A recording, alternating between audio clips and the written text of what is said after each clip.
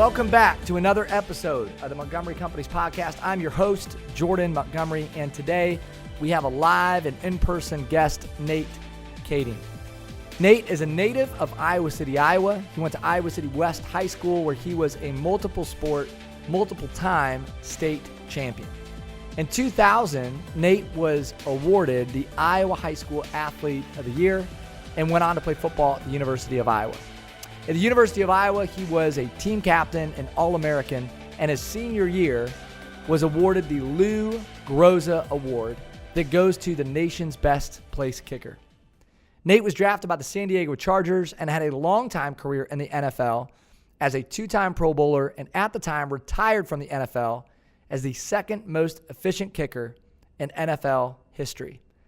Nate and his wife Sam moved their children back to the Iowa City area in 2013, where Nate has become a successful entrepreneur, an investor, a community leader, and a good friend to many.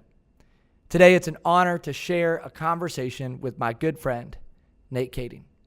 Nate, a lot of people know you as a football player. I know you as a community leader and a friend.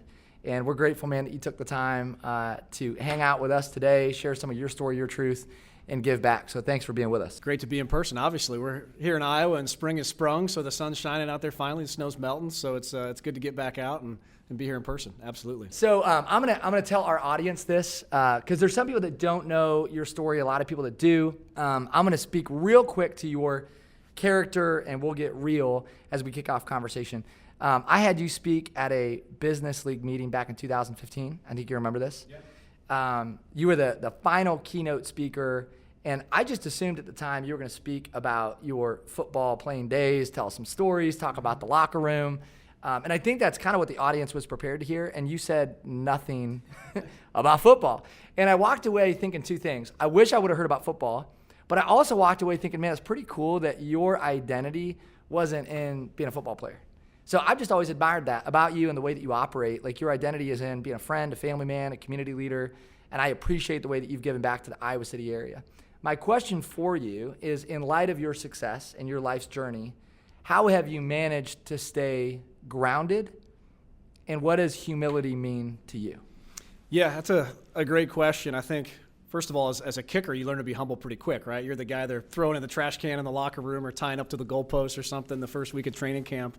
You're good at getting picked on if you're a kicker, for sure, especially coming up through college in the Big Ten and 9 years in the NFL. So that's a good way to get some humility injected into your veins, no doubt about it. But no, I mean, in all seriousness, I think, as I've made the transition out of sports, professional sports, into the next chapter of life for me professionally, I get asked a lot, what do you bring with you? What do you take from sports? I mean, as a kicker, getting paid to kick the ball between two uprights, you're kind of a one-trick pony. And if you're sitting in a job interview or talking to someone, there's not a whole lot you can take tangibly, from that previous profession that all you did was one thing to now doing a variety of other things. But there certainly is a lot of intangible things. There's no doubt about that. And the importance of, I think of humility, I think of it hand in hand with perspective. I think of it hand in hand with an understanding of fragility and how fragile things are. You go out, there's 2 seconds left in the game, and you kick a ball and the ball moves 1 yard to the left or 1 yard to the right. You're talking the fate of your team and the fate of your own professional trajectory, and you understand how fragile that is. It's a gust of wind, or it's a wrong degree of how you planted your foot, or had your ankle pronated in a certain way. So I think having gone through that, on a national, the highest level, the highs, the lows, all of that, you really understand how fragile that is, how thin the ice is from being, the hero to being the GOAT, the GOAT, the wrong GOAT, not the GOAT we all use today. And that, that provides some humility. And I think that's one of the greatest things that I've taken with me outside of sports, is just an appreciation for, the good times and success, and being able to celebrate that, but also understanding that, hey, that nothing's given to you, that it's not always going to go on like that forever. But then also, if the ball does go on the wrong side of the uprights, and how awful that could seem at that time, you're going to wake up the next morning and the sun's going to rise and you're going to get up and get going. So, I mean, there's a lot of that kind of comes with you, and it's humility is a blessing that you try to take as you move forward. And that is, just to be humble doesn't mean you can't be confident. I think you can be humble and confident at the same time. I think it's more of a confidence that's kind of that's souped up and amped up from experience, having seen both sides of the spectrum. It's good. It's good. When I think about humility, I think about surrounding yourself with people who know you for you, right? People by who you are, not what you do. And I think you've managed to surround yourself, as long as I've known you, with people who just by you, right? They're not into what you've done. They're into who you are. And I've watched you stay close to people that you grew up with. And I think that's really cool. Just knowing where you've come from, right? And not losing sight of that. So I want to stay there for a minute. When you think about environment, the people, places, and things that habitually show up in your life, and you think about the guys and gals that you run with, the people you're learning from, I'd love for you to speak about how environment has changed your growth and has kept you grounded over time. Yeah, for me, I was an Iowa boy, like you said, born and raised here in the Iowa City area, and then was lucky enough to get drafted by the San Diego Chargers. I mean, when you go into the NFL draft, you can end up in one of 32 places. San Diego isn't, by any stretch of the imagination, the worst. It's pretty cool spot, but I was ready to go to a different place when I was 21, having not lived anywhere else, and really loved my 9 years out in San Diego. But my wife, who's an Iowa gal herself, we were ready to come back, to Iowa. We learned to appreciate the things that maybe we had taken for granted before, that sense of community, the interconnectedness between you and, like you said, the people you grew up with, but also, business to business, being able to connect with folks and build things and collaborate and do those sort of things, which is really important for me post NFL. So you learn to appreciate that, that community, that environment.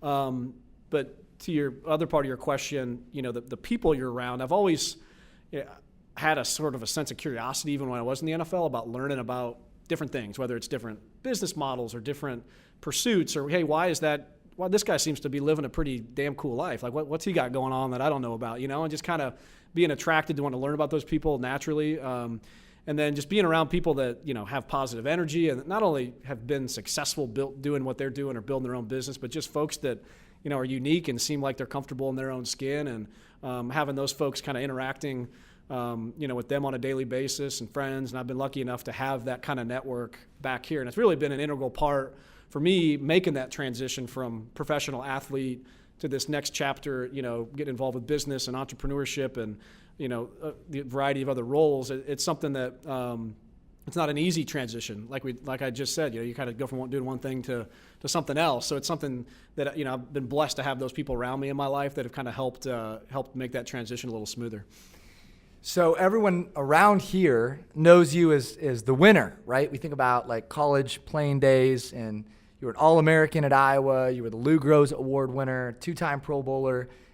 In 2012, when you hung up your football career, you were the second most efficient kicker in NFL history. So you've done a lot of winning, but I know there's also been some moments that have shaped you through failure. So two-part question. I'd love to hear about failure in general, but then I also want to know about what were some of the toughest moments in your playing days, either in college or in the NFL? Yeah, that's certainly, like I said, the blessings that didn't seem like blessings at the time, as you look back on them, the gifts that adversity and failure give you long term. I mean, that's certainly lived through those moments and currently, appreciate them just in terms of the perspective and the humility that it gives you. But I think one of my earliest memories of kind of failure, I guess more on a grander stage, a national stage, sports related, was I came in as a freshman at Iowa, only 18 years old, and coming out of high school, I was, All-American and athlete of the year in the state of Iowa, winning, all these sort of things. Like you said, I get out, my freshman year and miss 3 field goals in the first Big Ten game, at Kinnick Stadium and against Ohio State. And, for the first time I wake up and pull up in the paper and it's the Iowa City Press Citizen and it's, my name, but it's like, this guy, he's one of the reasons why we lost the game, and you're sitting there and then you got to walk into the locker room with your, other 100 teammates. You got to go sit in class where before you're kind of pumping your chest out. You're like, I'm the cool kid, I'm the guy on campus. And you're like, whoa, this is like a different, now where do I go? Now what do I do? And certainly, in the NFL, missed some big kicks that cost our team games or played a part and cost our team's games. And, I think one of the most vivid memories I have of those experiences are, the days after, the weeks after, when there's people.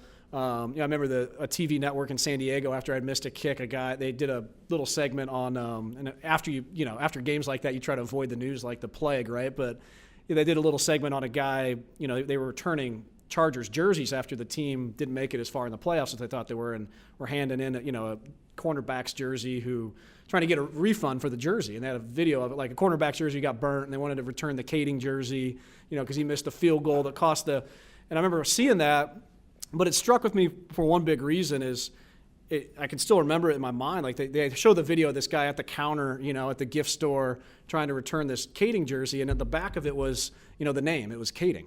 It's like, here, how lucky is that guy that he has the ability to just exchange, to return, to give it back. I don't want anything to do with this name, this person anymore. And it kind of struck with me. It's like, that's my name. I don't have that privilege. You know what I'm saying? Like, I'm owning that name no matter what happens.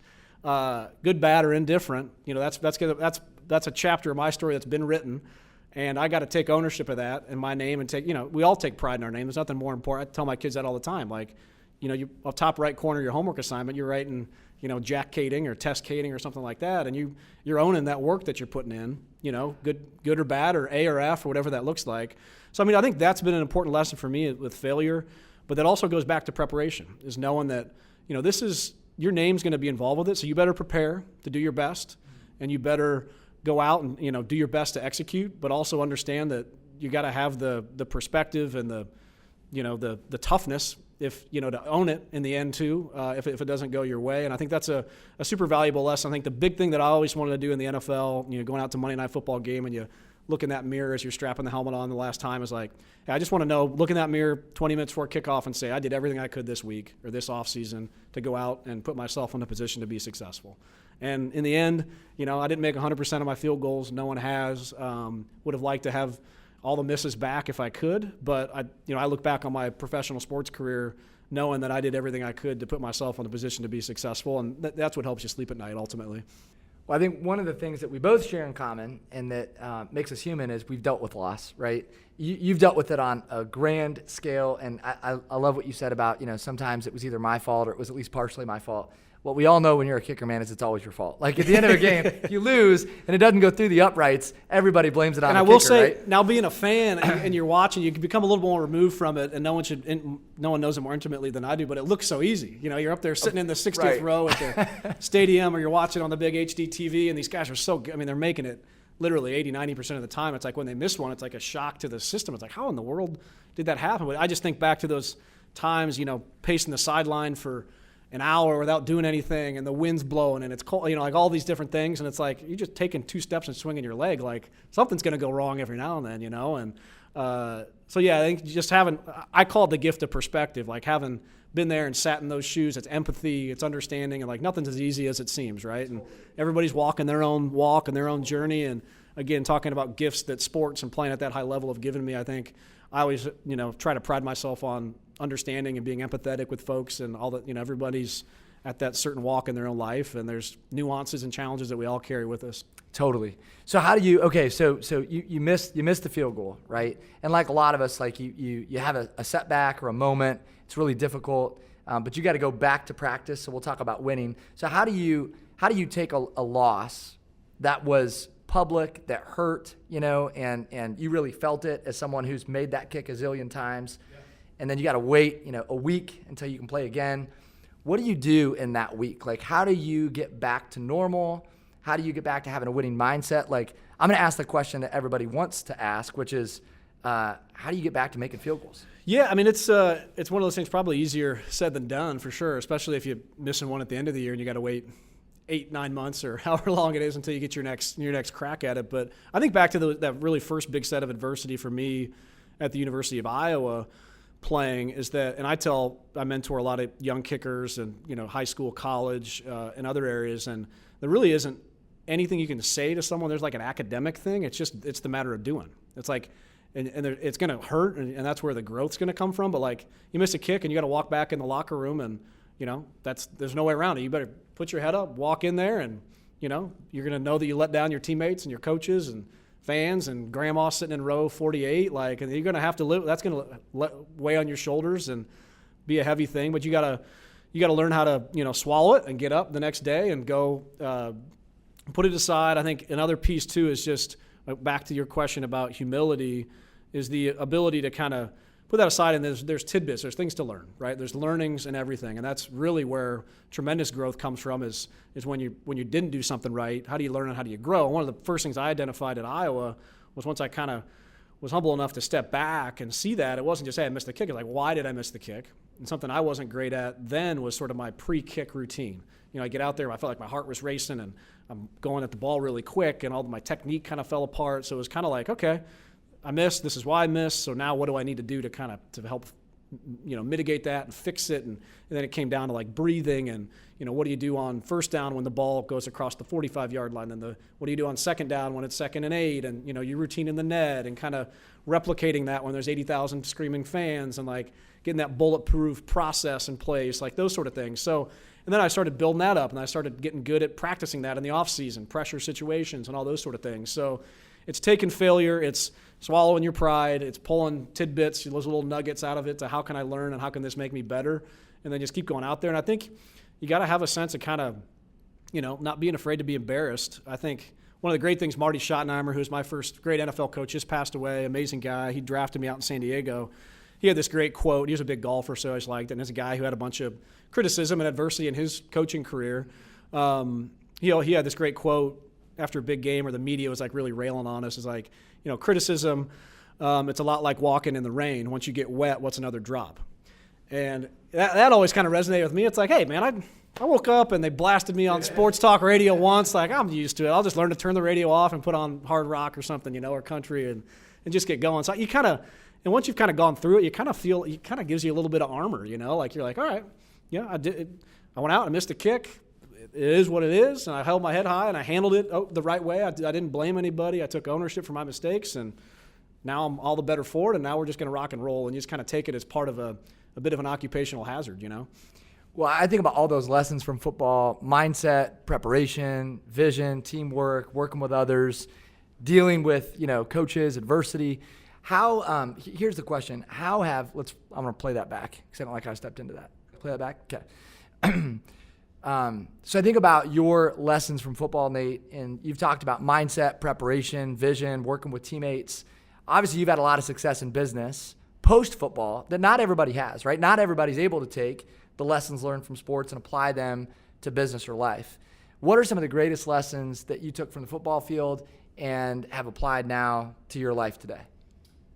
Something I think about a lot, because that's, my professional football career is so different from what I've been doing the last 7 years, but it's still a continuation of that story, so things are woven through there. I think as I was writing the beginning of this next chapter for me, a big thing for me was this real kind of understanding of knowing what I don't know, and I knew that I had limitations, right? Like I was this 33-year-old dude that had just kicked footballs for a living and spent a lot of his time focusing on that. So I knew I needed to take a step or two back before hopefully kind of taking a few steps forward.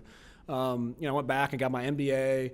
I came back. I really wanted to dive into the community and pick people's brains who I admired, whether they were CEOs of different businesses or different industries, and just kind of learn and try to build up a new strength, a new skill set, and be observant enough to figure out where I could apply those, where I could potentially bring value.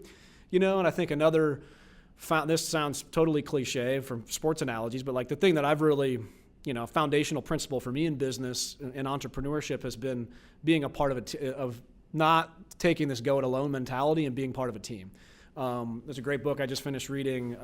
It's called not how, but who, or not what, but who. And that I think really speaks to me about the business and hey, I have a business idea, but I know I can't do these 2 or 3 things, but who do I know that can? Who do I know that we can put together to do that? So some of the investments that I've been involved with, whether it's restaurants or the home services industry or real estate and those sort of things, it's like I have people in my network that I admire that I want to work on this project together, and let's put the team together. We're all rowing the same boat together, and it's not. I know of some of my former teammates, those sort of folks, kind of take this go it alone mentality, and sometimes for athletes, you kind of there's the ego and there's some of those things that that it's hard for people to put aside. And for me, it was like, hey, I admit, man, I don't have the right answer, and I'm not the guy to do all this, but I think I can play a part in helping this be successful and kind of being a catalyst in that way. One of the things I think you've done a good job of is not losing your appreciation for the small things, and I think that ties to what you were saying, right, about just perspective and, killing the ego and dealing with inner pride that anyone would have if they had had your life's journey, right? We all have ego, let alone when you're, playing in the NFL and you're making game-winning field goals.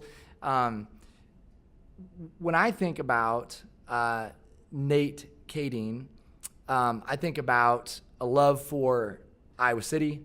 I think about a love for people. You wrote this awesome article that was featured in LinkedIn about 10 things you missed in Iowa City in the pandemic season. Yeah. And when I read that, what hit me was, man, here's a guy that really appreciates the small things and has never lost sight of where he comes from. So this question will be for the Iowa City folks that are listening, or if you're from the state of Iowa. What I want to know is, what's your favorite part about living back home? Yeah, and it is. I mean, Iowa City is certainly has a special place, a heart for me. I think that's really been kind of the tie that's bound for me is how can I could be a part of creating businesses or business models or being a part of organizations that are meaningful to this community. I think that's useful to the community in a certain way. And, the restaurant projects that I'm involved with, I think I'm a big believer in, what I call kind of Main Street culture building. I think as you look at people where there's more remote work going on and people are, as opposed to 20, 30, 40 years ago, moving to cities or places as they can work remotely, telecommuting, becomes more frequent, not because of the job or there's a factory in a certain town, so you got to move to Detroit or Dearborn or whatever. Like some people are picking to choose to come to Iowa City or Austin or Boulder or whatever because of a certain quality of life. And part of the things that inspire people to move to places are, the cool restaurants or the old historic theaters or the coffee shops or like the combination of all those things into one, I'm a foodie guy, and that's one of the things I love most about travel is seeing these different places and having your great, corner restaurant or corner bar to go with your buddies or the coffee shop to take meetings. And if you closed your eyes and pictured an Iowa City or anybody that's listening, your own hometown or the place you love without a Polly Ice Pizza or a George's Tavern or John's Grocery or, name those iconic places or an Englert Theater, it's like, man, that's a different, I don't know if I'd want to live. I don't know if I want to be a part of that place, And I think the pandemic has really reminded people. I've had a conversation with a lot of folks about these things are gone and what that means in terms of places to go socialize with other human beings, to celebrate things, to think about things, to build things. And that's really what I love about the restaurants is we're not in the food and beverage business. We're in kind of the experience creation business. We're in the connecting business. We're in the, community living room business sort of thing. And that's exciting to me. And we've been stripped of that the last year, right? And I, wanted to kind of highlight that with folks. And I think especially our downtown, I'm a big history guy. I love, the kind of blend of the old buildings and the new and all that energy. And it's an authentic place. It's not a perfect place. There's a lot of grit to it. But I think it's certainly a place worth fighting for and preserving. And it's, an important part of our family's lives since we moved back here to Iowa City and something I've enjoyed being a part of. Well, so much of what you shared in the LinkedIn article, and if you haven't looked at that linked article, go check it out. Nate, how can they find that article? Just on my personal LinkedIn page. Okay, yeah. So check it out, Nate's page, LinkedIn article. It was awesome. But when I counted those experiences or I thought about what you listed, most of it had to do with people. And we've always said you're in the relationship business before you're in whatever business you're in. And that's really what you're talking about, right? It's like you're dealing with people. You're in the relationship business. It's an experience-based business, which means you deal with people all day, every day. Speaking of people, we're going to sign off this way. Here's what I want to know. You got all these great memories from your playing days. We got a lot of Hawkeye fans that are listening. I want to know, in your mind and through your eyes, what is your favorite all-time Hawkeye memory?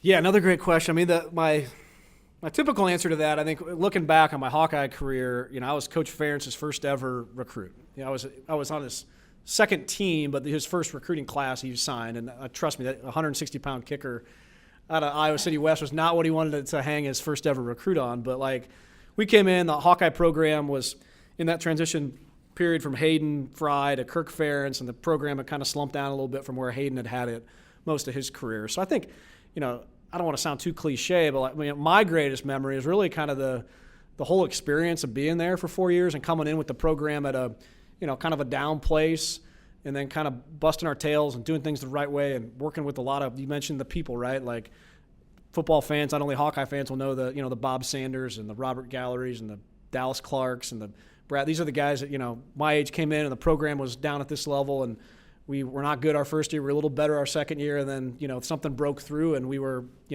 BCS champions, Big Ten champions, not BCS, but Big Ten champions, BCS bowl game against Oregon State. Against USC, and so kind of the entirety of that whole thing. I think and really that kind of mirrored my trajectory at Iowa also. As I came in, like we talked about, as a freshman, wasn't very good, and just tried to scrap and claw and figure out ways to improve each year, and got better and better, and ended up on a good trajectory at the end. And I think that was really great. A lot of great memories sprinkled throughout there. I think of all the great times in Kinnick are awesome, but like going to all these cool iconic Big Ten stadiums, and we won at Michigan, we won at Wisconsin. We never won at Ohio State, but I scored my only touchdown there. Ran for my life on a fake field goal.